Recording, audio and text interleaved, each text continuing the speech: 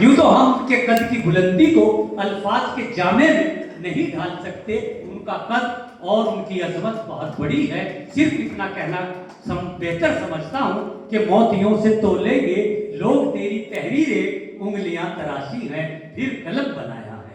आइए हम स्वागत करते हैं, इस्तकबाल करते हैं। डॉक्टर महावीर प्रसाद शास्त्री माइक पर आ चुके हैं। सभी बंधुओं को नमस्कार। और मंच को अभिमुख और अभिमुख दोनों तरह के मंच को नमस्कार। समय का ध्यान रखते हुए मैं ज़्यादा कुछ नहीं कहूँगा, सिर्फ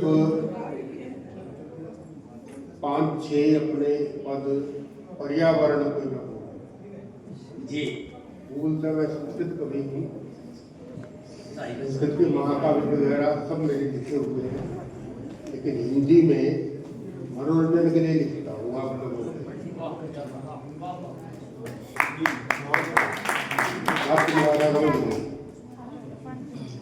पर्यावरण पे कईयों ने जिक्र किया, सुबह भी, लेकिन पर्यावरण पे बहुत कुछ करना बाकी है। बाकी तो सारे दुश्मन चारों तरफ इलाज है उनका। ये सबका दुश्मन है।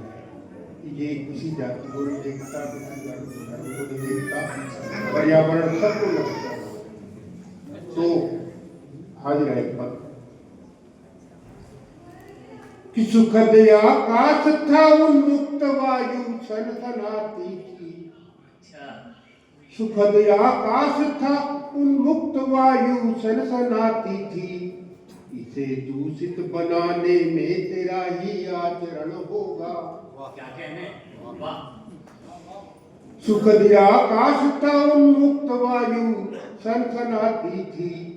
इसे दूषित बनाने में तेरा ही आचरण होगा। कि धरा तो उर्वरा थी, लहलाती थी यहाँ फसलें। धरा तो उर्वरा थी, लहलाती थी यहाँ फसलें। घने जंगल कटे फिर क्यों न अब इसका क्षरण होगा। धरा तो उर्वरा थी, लहलाती थी यहाँ फसलें। घने जंगल कटे फिर क्यों न अब इसका क्षरण होगा। कि कटे पर्वत घटे जंगल, फटी धरती घटा पानी। कटे पर्वत घटे जंगल, फटी धरती घटा पानी। घटाए उमड़ना भूली, तेरा कैसे भरण होगा।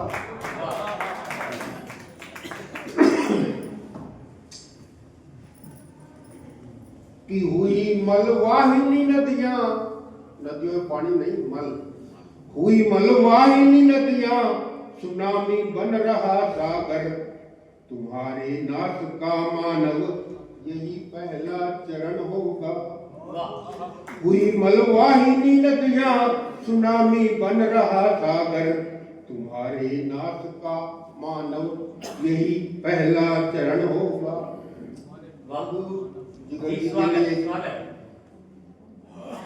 कि हिरण को समझ सोने का, हिरण को समझ सोने का, उधर जो मारने निकले। तुम्हारे लोभ के कारण इधर सीता हरण होगा। हिरण को समझ सोने का, उधर जो मारने निकले। तुम्हारे लोभ के कारण इधर सीता हरण होगा। और अंतिम पद देखिए कि तुम एक दिन खुद बुझा लोगे जो सूरज चांद तारों को। तुम खुद एक दिन बुझा लोगे जो सूरज चांद तारों को। अंधेरों में भटक कर वो तेरा भीषण मरण होगा। तुम एक दिन खुद बुझा लोगे जो सूरज चांद तारों को। अंधेरों में भटक कर वो तेरा भीषण मरण होगा। मेरे काम करने के लिए संस्था का बहुत बहुत धन्यवाद है। ये संस्था जब भी जैसा चाहे सहयोग में रहेगा।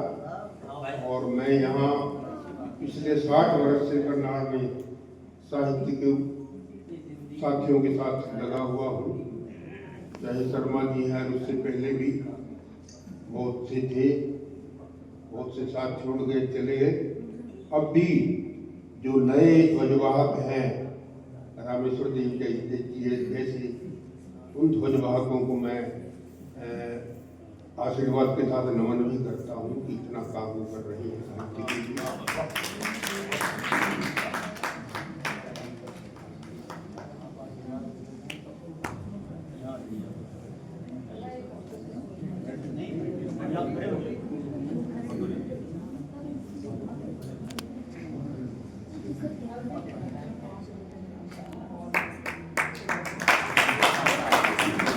बहुत बहुत धन्यवाद।